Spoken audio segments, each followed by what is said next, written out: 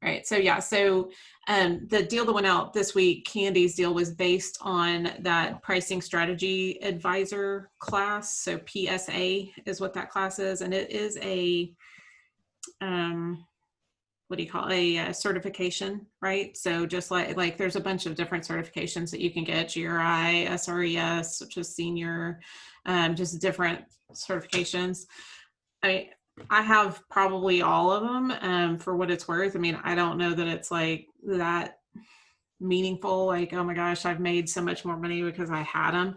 But every time you take a certification like that, you do gain a little bit of skills. So it's not ever a bad idea to take some of those and see. It's just that PSA class, it's an 8-hour class, so it takes a while to get through it. And so her class is like, it's very expansive, and so some of the stuff that she had in that was probably a little more expansive than I think you really even need on a basic CMA.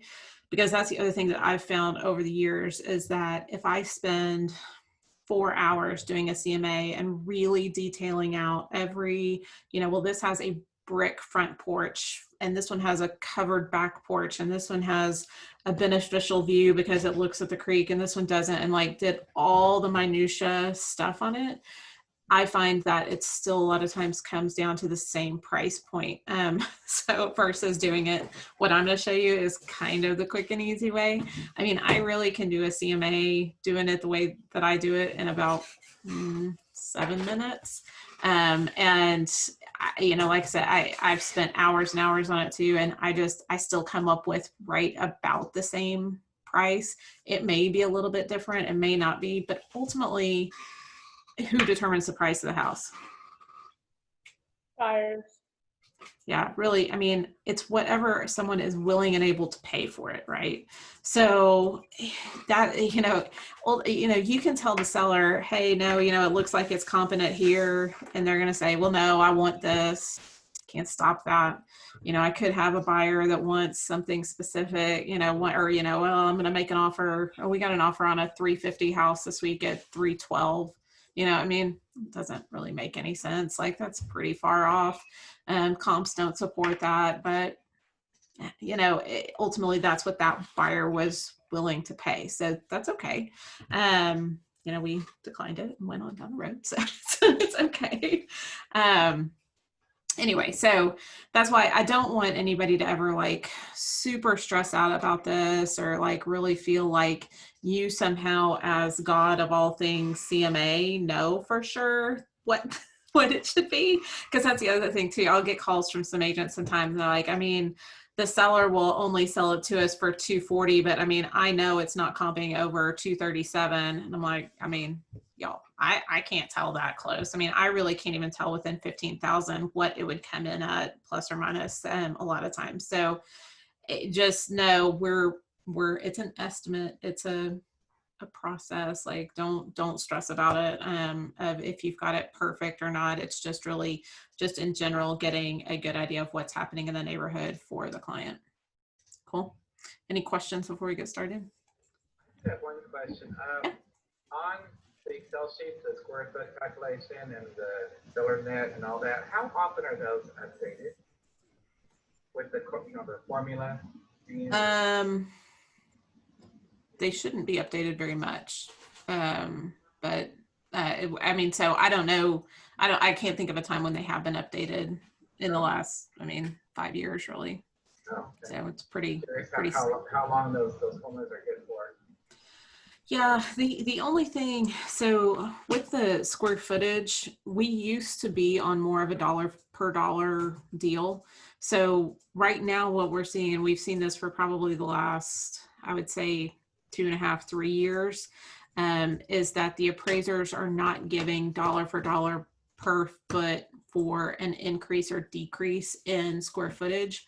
They're giving somewhere between 30 and 50% of that per foot basis. So if you're in a neighborhood where the homes are going for 150 a foot, really the adjustment for square footage on a CMA might be around $50 a foot. And so that document that I have on the Facebook group is, I think it's set up as like $50 a foot kind of in general right now. And so you could change it, you know, and that's where I say, you know, it's kind of a touch deal. So if you felt like, well, you know, I'm seeing that these houses are not really 150 a foot, they're 250 a foot. And so I need to have that not be 50, I need it to be 75 or something like that. You could change that in the formula.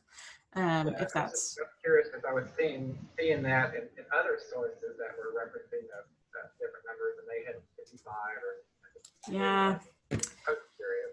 Yeah, it's a good point because it is really just totally arbitrarily in there at 50 just for round numbers sake, really. So anyway, and really, and you don't have to use that spreadsheet. You can just manually calculate it too. I just have found that spreadsheet helps me when I've done it. I did it manually for a long time, and that will work too. It's just either direction, whichever works better. Some people are intimidated by the spreadsheet. I'm like, oh, well then just. I like it. It's actually, it helped me to stay on track. So okay, good. Okay, well, I am going to share my screen, and then I am going to just really start like kind of from the very beginning of how I do this, so that y'all can see kind of everything on here. Sorry, my camera is kind of in the way. Hold on. I got this new setup today, so I'm trying to figure out how to make it all work right. All right, so let's start. So y'all can see my MLS screen now, or it's coming up. Okay, all right, cool. So Spencer has a new listing coming next week that I thought, he actually has a couple coming that I thought would be good examples. I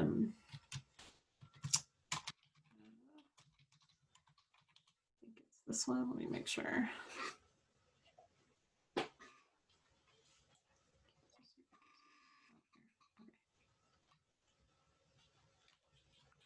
So I normally start with realist tax, this is the right one. So I normally start with realist tax because it's going to have all of my base information on here. It's going to have what it was on MLS, the last square footage. So hopefully what they're saying is accurate. It will also have the tax square footage down here.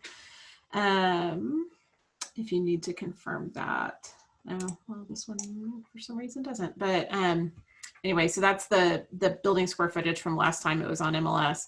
It also has this automated valuation module, or AVM. So this is what CoreLogic, which is, it's just a big data aggregator, what they're saying that they think the price is. So not seeing the inside of the house, not seeing anything specific, they take what the house sold for back in 2016. They take what the tax value is. So they look at what the tax district has it sitting at right now, and they take what comps they know of in the area, and they come up with an automated value. So this is similar to a Zestimate.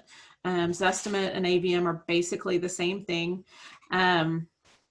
Doesn't mean a whole lot, right? So this is not, that is not a hugely valuable information, but I can tell you if I do the CMA and I come up with 275, I probably am too low. If I do the CMA and I come up with 350, I'm probably too high. Like, so it does give me some indication of what range I should likely be in. So that's part of why I like Realist. I can also see when it sold for, when it sold, and what it sold for. And then this part, I can also see what debt is out there. Now, this one is a townhome in Viridian. And so it does look like it's picking up some debt for the overall deal, not this one consumer. So I assume that this, well, I don't even know that that's it. So it may just not be picking up the correct debt for the consumer. It's never 100% right on that. So don't totally go on it, but it is just a good place to get started with it. Does anybody have any questions on the realist report? It's kind of small from this. When you said the debt on there you were talking about? Yeah, it's this section at the very bottom. It has mortgage history.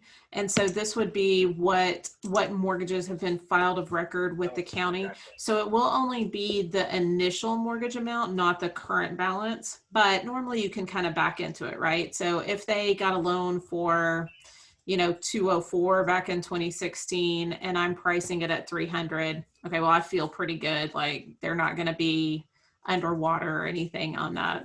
That's what I'm really kind of looking for at that.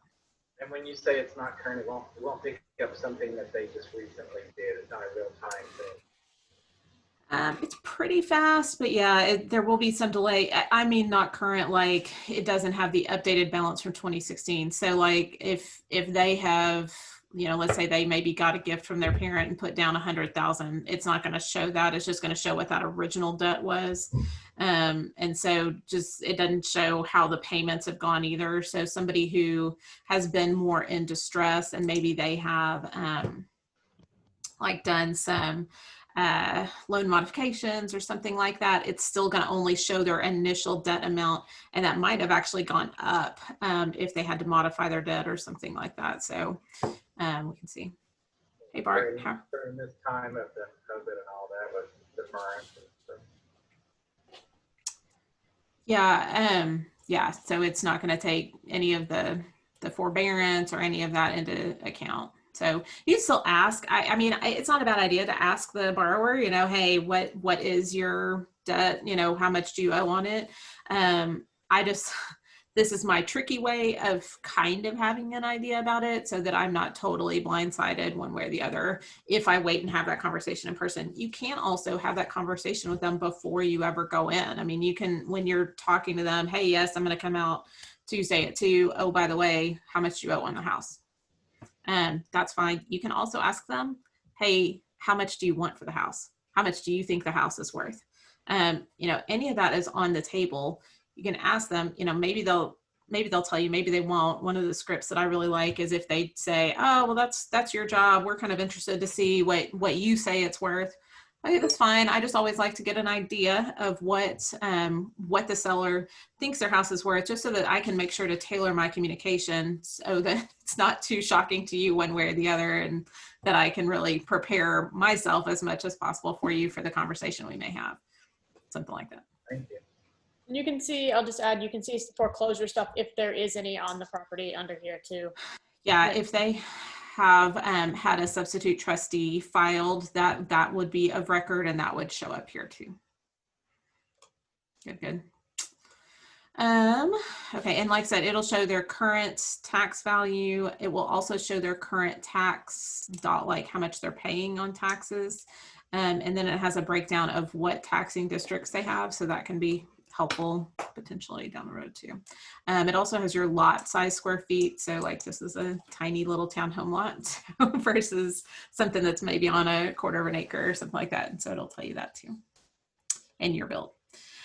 Sometimes the beds and bathrooms are not right because they're pulling it from the taxes. It doesn't really matter. This doesn't go anywhere. This doesn't do anything really other than it just helps the tax district set their rate. So like if the tax district's square footage is off or they don't have the right number of bedrooms or bathrooms, it's really not of importance because we're going to sell the house anyway.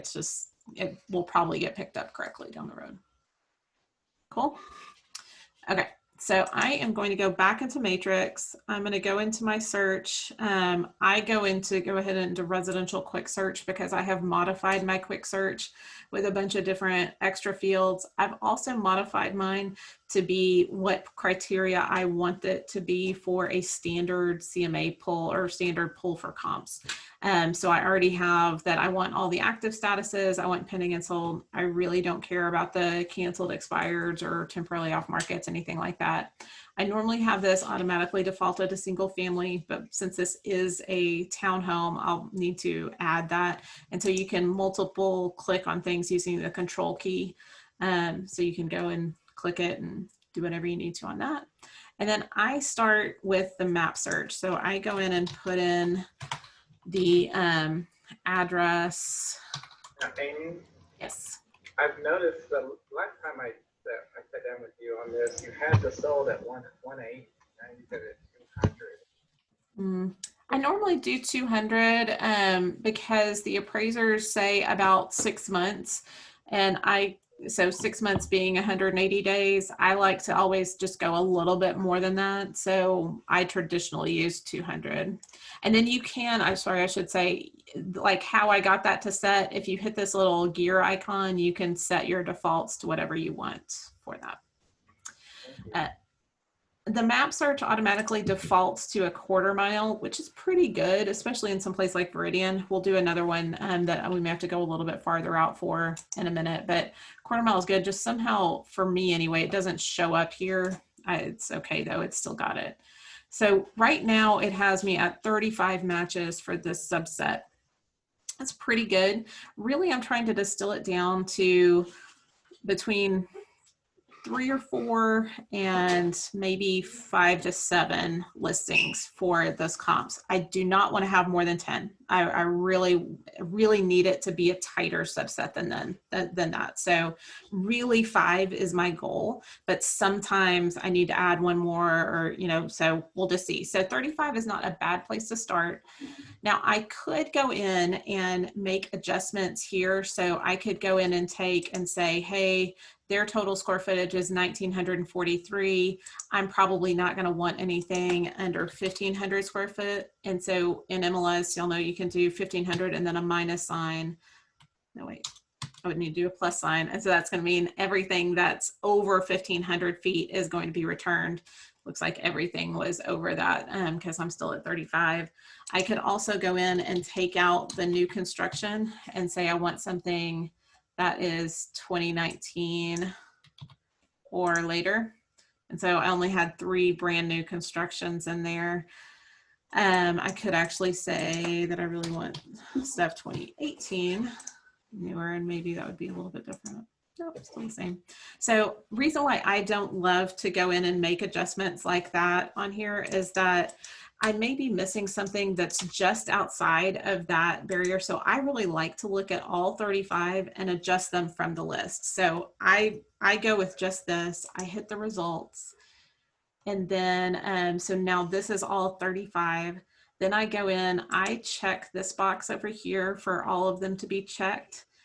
And then I go and eliminate them based on what doesn't fit. So I'm going to start with current price. Some of these are really high priced. I know that they're not really going to be comparable. And so then I just manually uncheck anything that I don't want to be part of it. These are also all going to be more of the single family homes, those kind of things. So I'm going to go ahead and take out everything 400 and over.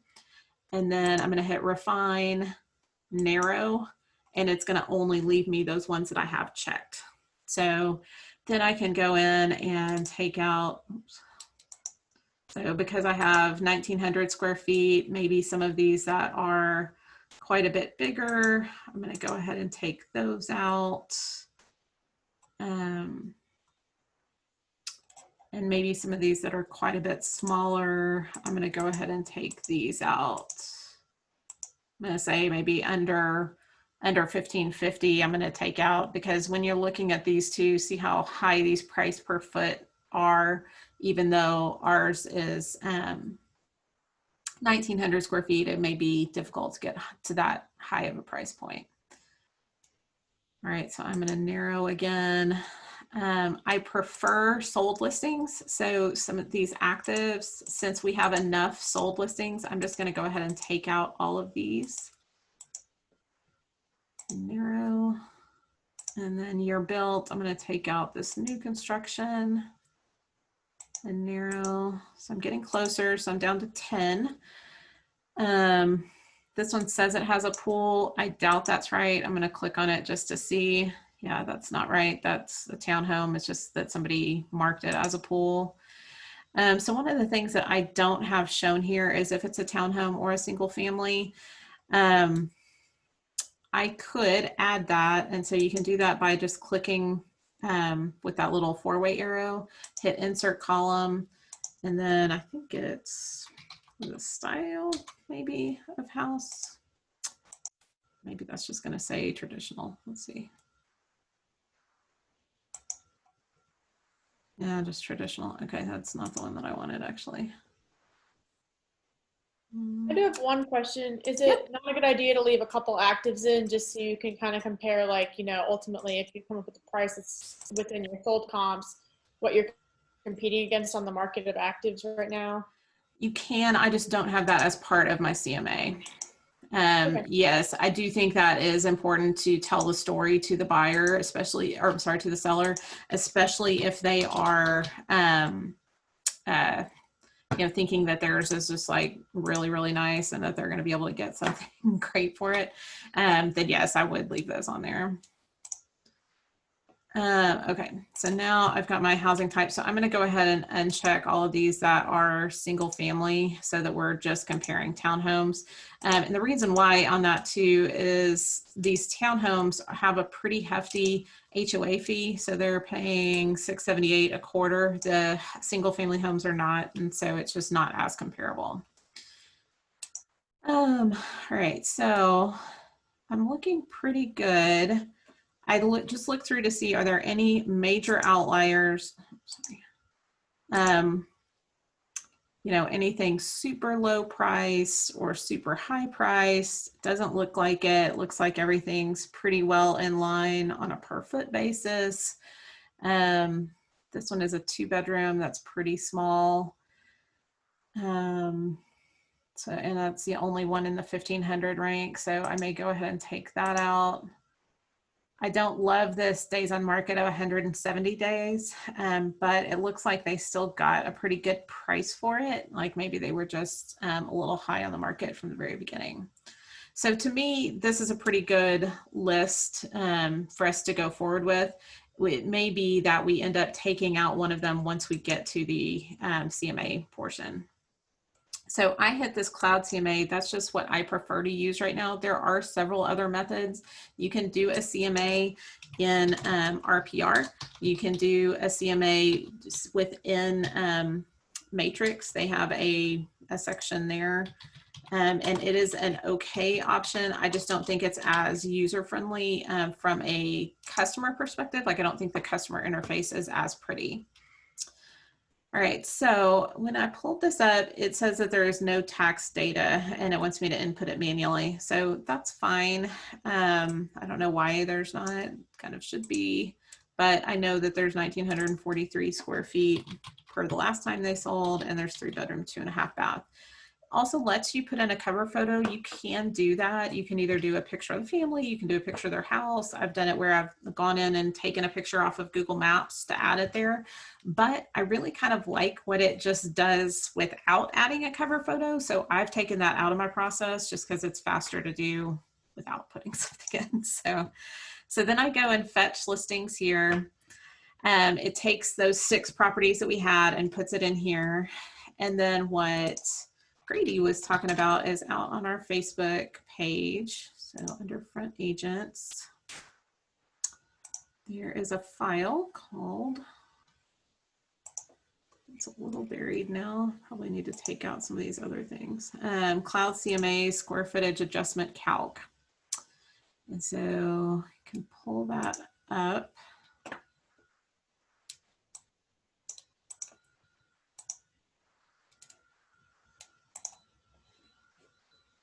And then it's going to, wrong screen. So I'm going to go back into my Cloud CMA and I have 1,943 as my subject property. And then I just type in these other houses, what their square footage is. So you see where I'm getting that 1907, 1670, 1670, 2037, 1944, 2271. All right. So I've got that, and then I go in and make adjustments. Candy's statement said that if there was under 100 square foot difference, that you shouldn't put in a calculation adjustment. That's fine. You don't have to put in a calculation adjustment. I just go ahead and do it regardless because this is kind of the only adjustment that I make. I don't make a whole lot of adjustments on, oh, this one had an extra half bathroom, this one had an extra bedroom, this one had whatever, because to me, the square footage adjustment should cover that, right? So if it's a 3-bedroom versus a 4-bedroom, well, yes, maybe there is some marginal value in that increase of saying that it has a 4-bedroom because you could potentially fit another person in there. But by and large, the increase in square footage is going to cover whatever adjustment I would have made for the 4th bedroom. And so what I see most appraisers doing is really just doing a square footage adjustment. So that's why I've gone to doing that. The other cool thing about this spreadsheet is that it automatically adjusts for positive or negative. So like you can see on comp 4, that house is bigger than our subject. And so it has a negative effect to the price that that house sold for to make it an apples to apples comparison. So because that one was bigger, I've got to take away, if I'm looking at this house that I'm doing. If our house was bigger, then we would want to add to it. So just like in comps 3 and 4, that floor plan is smaller. And so I want to give my buyer, my seller credit for $13,650 because they're bigger. That makes sense? Any questions on that? Okay, so how I do this is I just go through and hit this details and adjustments. You can make some sort of indication that you're going to add square footage. And then, so like this one is 1,800. These two, 13,650.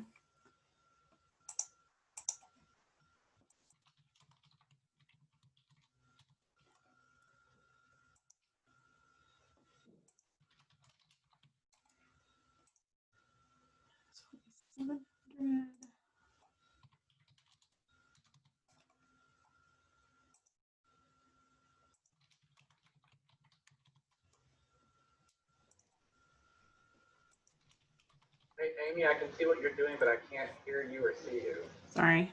Oh, you can't see me at all? Now I can hear you. Okay. Sorry, I was just typing them in.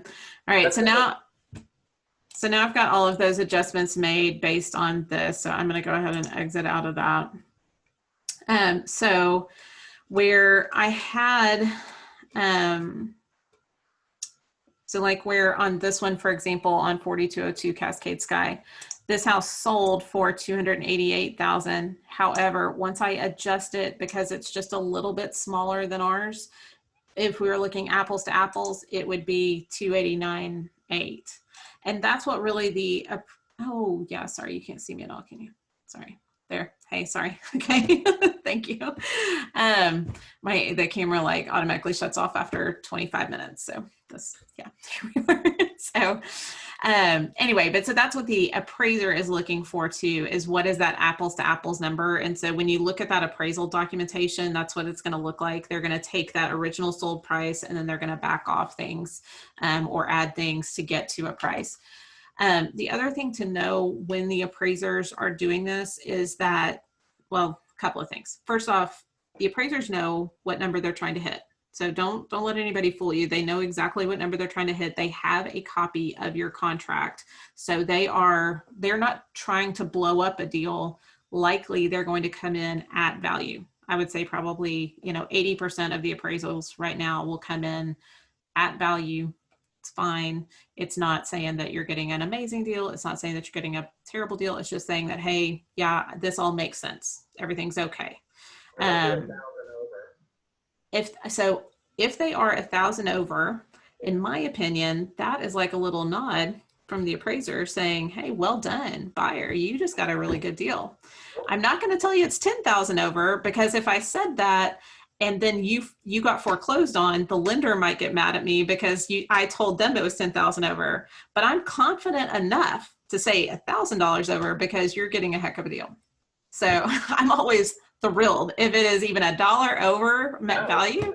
And I tell the clients that too, like, hey, here's the deal. They have no incentive to go over, right? There is they don't get any sort of like magical bonus. They don't get anything. They really, the only thing they are tasked with is getting it to value. Beyond that, there's no incentive. So anyways, so I really like it if it's 1,000 over. Now, what happens if it's 1,000 over with the seller? What do they find out about? They don't find it. They find out that it met value or that there's no problem with the appraisal, but they don't necessarily find out the exact price. So I have a lot of times where a seller will be like, but I want to know what it appraised for. I'm like, oh, I'm sorry, that's just not your business really. As long as the loan goes through, you agreed to sell it for this, like, let's all walk down the path together. Like, Your you know, appraisal that you paid for. yeah, exactly. You didn't pay for this appraisal. The buyer did. The good news is what you agreed to is happening. So lucky you. Like, let's keep on going. And I tell them, like, hey, go back and look at the comps that I prepared. Like, yes, of course it met value. It was right on the money. We did perfect. but ultimately I don't know either as a listing agent. And sometimes the buyer's agent doesn't know, but most of the time your buyer will tell you if you ask them what it appraised for, you somehow find out about it during the process. Where it's bad is when you find out and it's low, right? That's not great. So, and that can happen. And so in that case, if I were representing the seller and the buyer said, oh, hey, it came in 5,000 low, then at that point, I do want a full copy of the appraisal so that I can take it and compare it with what I had from a CMA perspective and see, do I agree with them? Do I not? Was it something that was really close? You know, what are my options here? And I do want the full-blown report to do that. Okay, so right now I have these numbers, but then I have these changes. So you can see when you go in, like I'm going to delete this one and it should have changed. Hold on. Well, it should be changing these numbers over here. Maybe because that one is so low, it's not changing it. Let's see if this one changes it. No.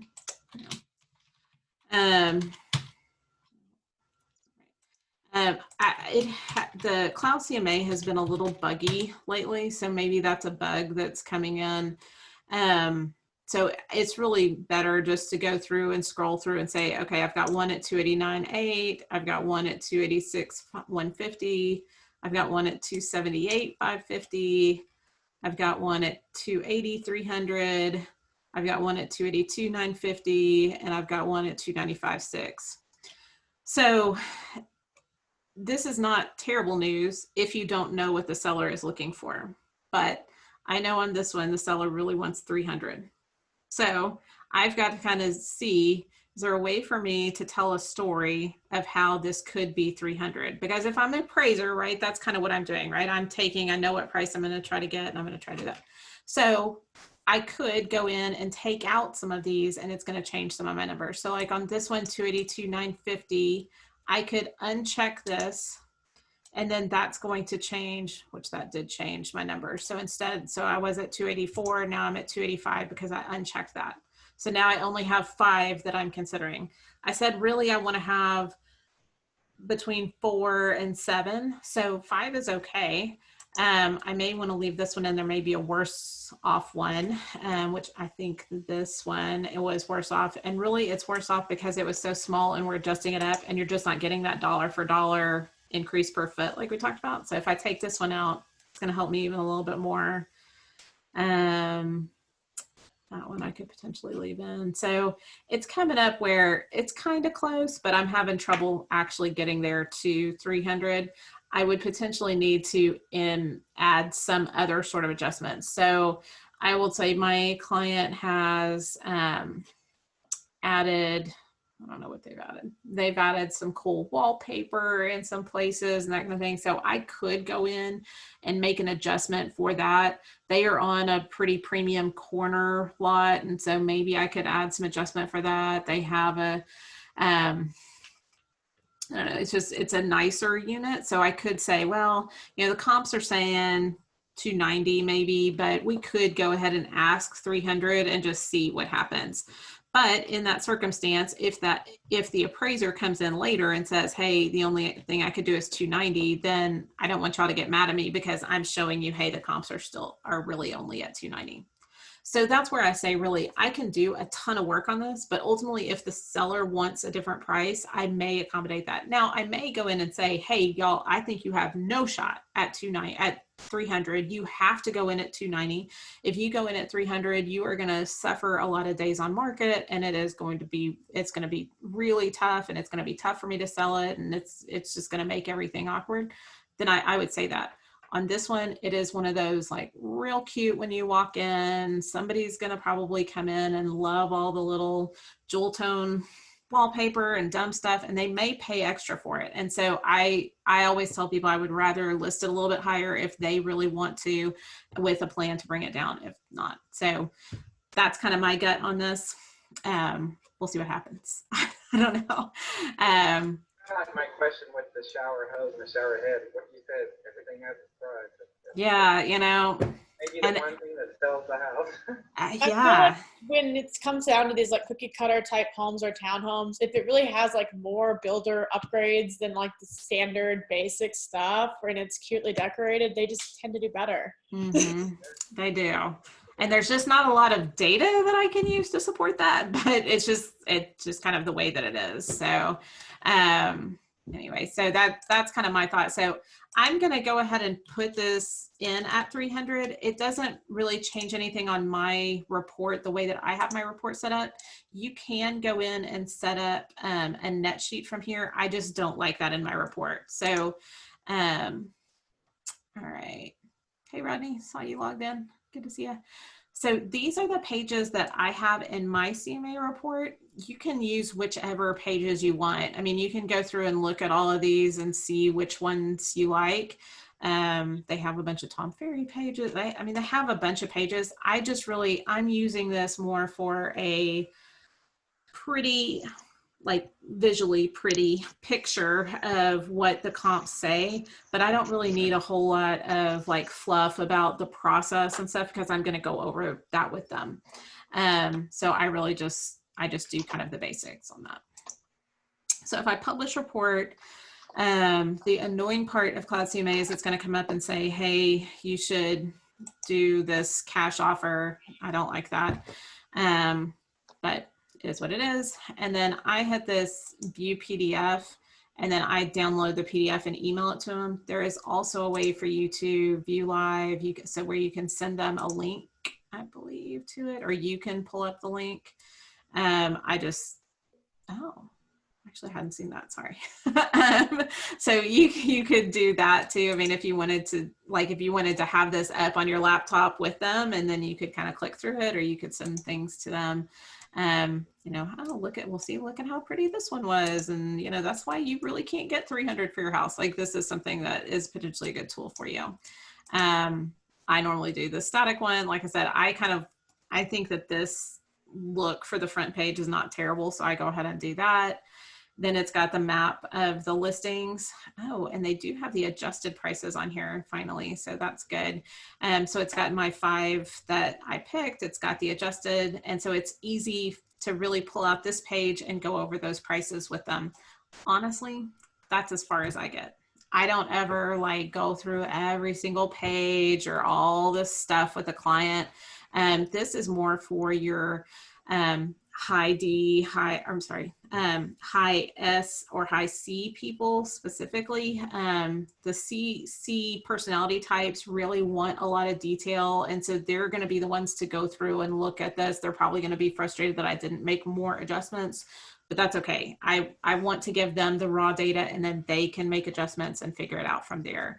But this gives a lot of also prettiness for the more high eyes that are more emotionally driven. It's like, it looks substantive and something good to drop off. So you can either email this to them so that they can view it this way. Like I said, you can send them the link. I will a lot of times have it printed at a professional printer and have it bound. So it looks very impressive when I come in with it, of look at this analysis that we did, even though it's not really that magical. It's really just something to make it feel like, oh, this is a important thing that we're deciding on, and Amy knows what she's doing. It builds confidence in them. So does anybody have any comments on how they present it or how they use the CMA? You do more adjustments than I do, but I'll also sometimes have the conversation with the seller that, hey, I believe we can sell it for this amount. I don't know that we can get it appraised for this amount. Right. We have that conversation sometimes too, if they want to go high, and I can justify it to a buyer. I can't always justify it to an appraiser though. Good point. Yes, that is a very good point. So really, I mean, really that's all I do on a CMA. I don't make a whole lot of adjustments on it. Now I do the same process and do the full Cloud CMA on any listing appointments that I go to, as well as any buyers that are making an offer on a property or considering making an offer. I go through the same process and develop that for them. And so that's part of my process. Yeah, so I'll show them the house, then I'll come home and send them the seller's disclosure survey, realist tax report, CMA, any information that I can find on the house. I want to flood them with that and then write up the offer for them. And so that way they can't come back to me at any point in the process and say, well, you didn't tell me that you didn't think it was going to appraise, or you didn't tell me that it had this flood issue, or you didn't tell, like, I have flooded you with data. And I've given you some analysis on that data, but ultimately, like, that was on you to not just be emotional about it and only go through and just say, oh my gosh, it was the most beautiful house that I ever saw. So anyway, so that's my process on both. Let me show you one other way that I do an CMA, and that is through the quick CMA. So I will a lot of times do both the Cloud CMA, and the quick CMA. So I'm going to do the exact same thing that we did before. So got it down to single family and townhouse. I'm actually going to take out the single family and only do townhouse right now. So I've got 16 townhouses within a quarter mile of the house. I'm going to hit the results. So I've got these, I've got the active still in it. I'm going to go ahead and select all and then hit quick CMA. I'm not going to do any sort of like manipulation on that. I'm going to save this as a PDF and send it to them as well. The reason why, to Kelsey's point, I want them to see kind of what the homes are listed for right now. And see, when you look at this too, it's like 300 seems like not a bad place to be in the mix of these when there are people that are going so high. The other thing too is that it also gives them a look at days on market. And so they can see like, okay, yeah, that guy is going for 310, but he's been on the market 150 days. We don't want to be on the market 150 days, you know, so Amy's probably right. That 300 number right in between there is probably a better place to go than trying to go higher than that, which ultimately we know, like, really they should have been lower than that anyway, but it's anyway. So that's why I like this one, is because it has the days on market. It does have that active stuff. It also features a little bit more on the price per foot. So it shows your average price per foot on the solds of 152 versus your average on the actives at 180. So let's see what this one is at 300. Amy, do you ever emphasize the percentage?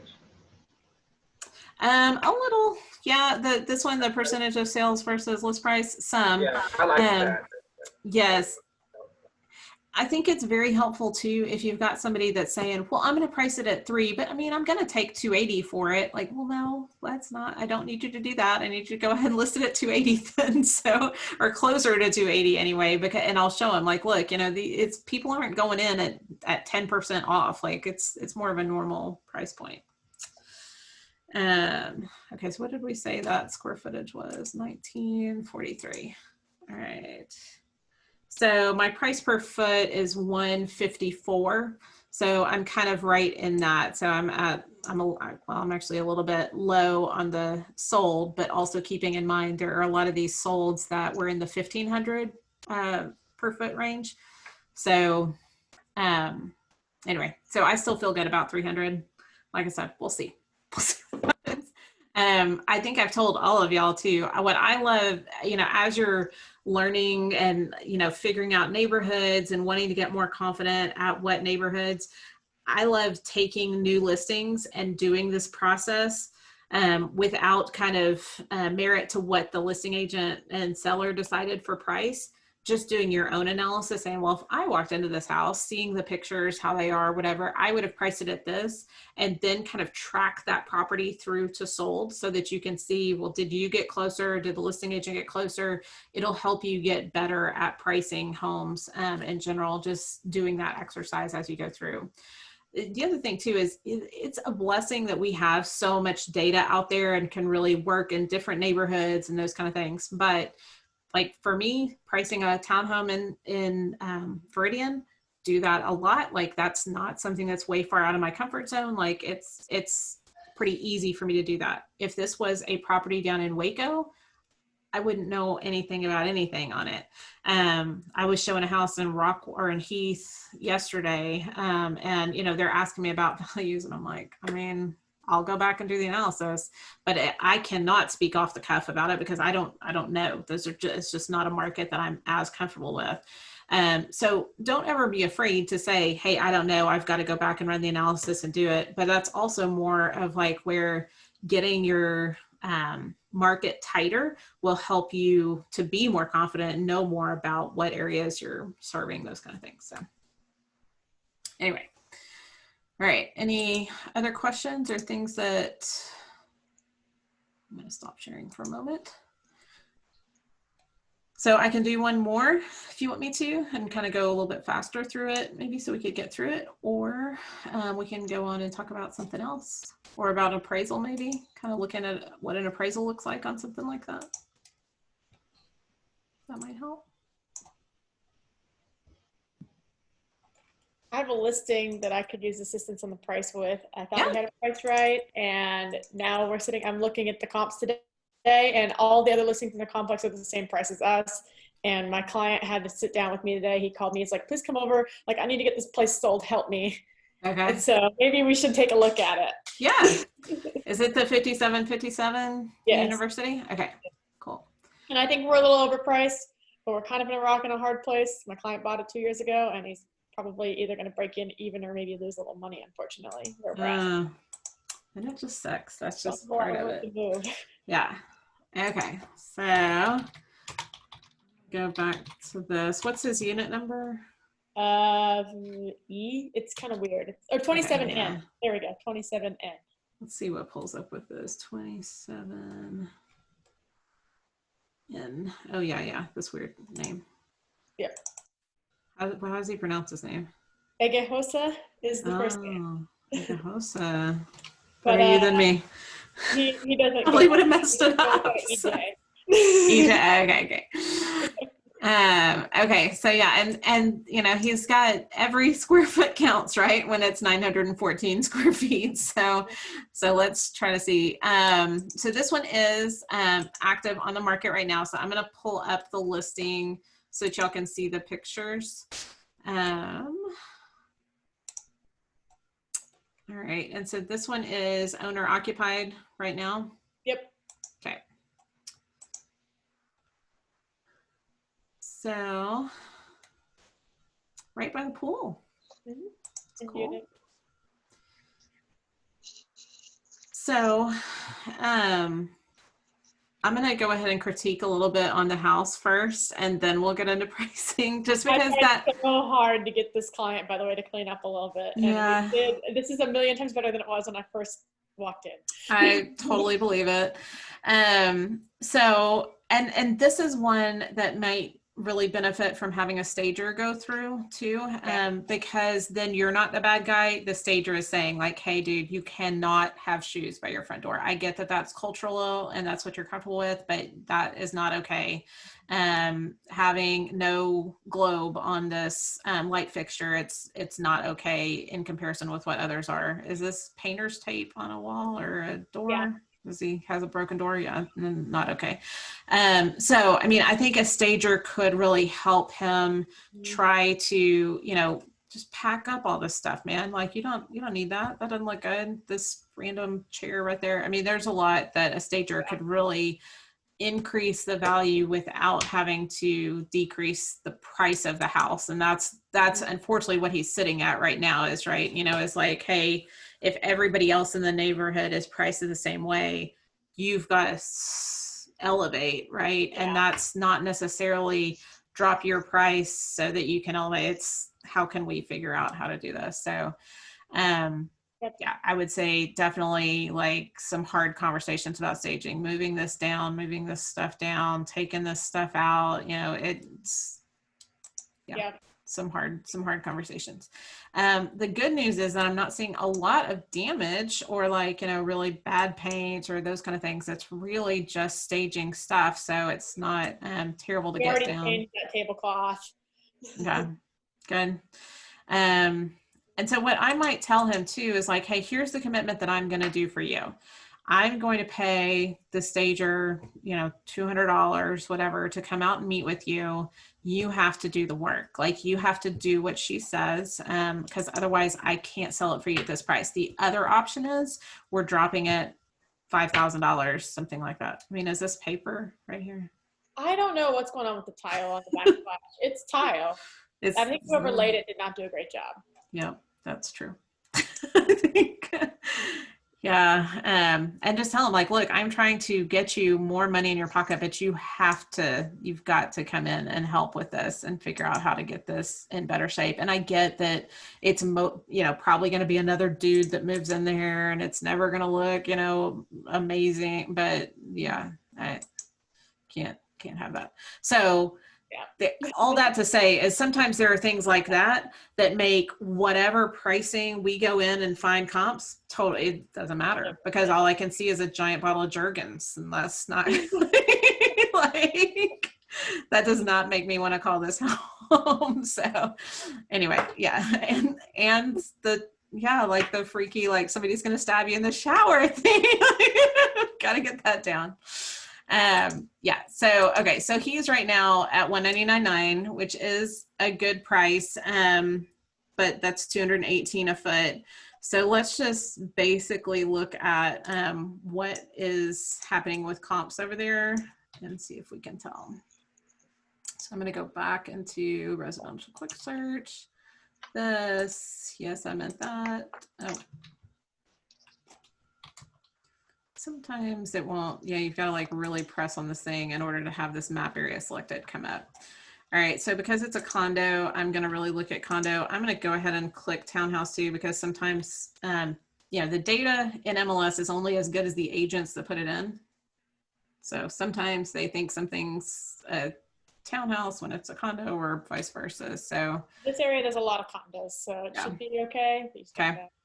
And then, so that's giving me 49 matches. That's a whole lot of matches. So we should be able to do some pretty quick elimination. And really what we're going to do is be able to come out with are there any others in his specific neighborhood? So it looks like all of these right here are the University or Northway, either of those, it's the same. Yeah. So, and that's why I have this subdivision name in, because the appraiser is going to want to see subdivision before anything else. So even though all of these are within a quarter mile, they still are going to really prefer seeing these. So he is the smallest, well, almost the smallest. This guy's a little bit smaller. So I'm going to go ahead and refine just down to those. And go ahead and pull up our quick CMA just because it makes it really easier to see. So we're over on a price per foot quite a bit. So we're at 218 and the overall price per foot over there is 195. And the sold price per foot is 192, but he is the smallest. But when you look at these that have actually sold, he's kind of right in the zone with those. So to me, probably 192 is a better overall price per foot. And so I could go in and do all of the adjustments and do all the Cloud CMA and all that, but ultimately that's likely what it's going to be. And so I try to go the path of least resistance on some of these too, and just figure out, what does this look like overall? So if we were at 914 times 192, I'm at 175, 488. So I would imagine you're nodding because you agree, but you're also sad because he paid more than that. He paid $189 for it 2 years ago. Yeah. And it was like 0 days on market, multiple offers. Yeah. Yeah. So here's what I would tell him, because this is when he bought it in 2018. It was 0 days on market.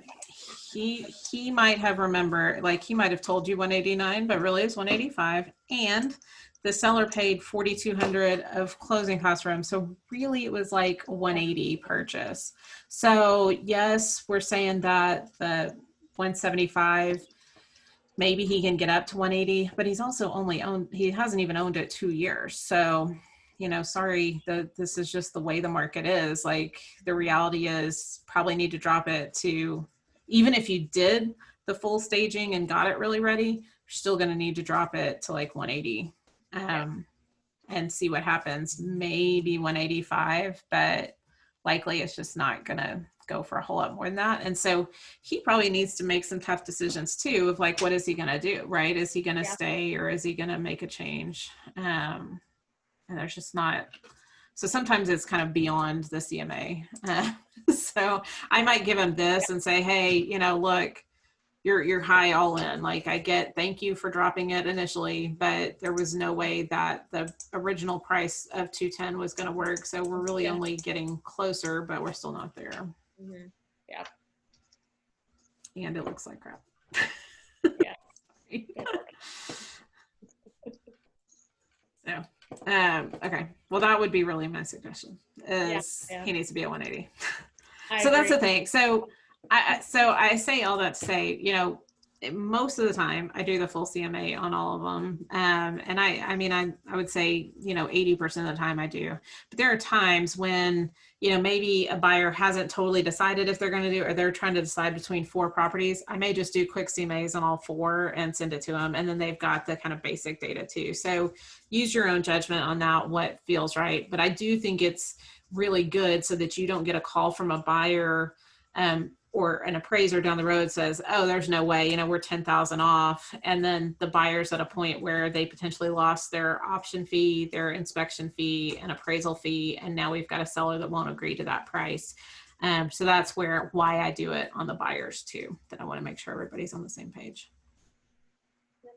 Cool. All right. Well, that puts us at 3, but if y'all have any questions or anything, I'm happy to address. Well, then I'm going to go ahead and go. But if y'all need anything, just call me. And good luck. Kelsey will be pulling for you in your conversation with EJ. I think we're going to try some staging, and I'm going to figure out the numbers and the price. I like it. I like some staging. I think he could knock it out this weekend. Like, he could really do some stuff, and like, it's going to look good. I mean, just dollar store stuff still. I mean, like, then I've spent a lot of money, but he could make it look good. It's like removing items more than Yep. All good. All right, cool. Well, it's good to see y'all. Thank you. Yeah, call me if you need anything.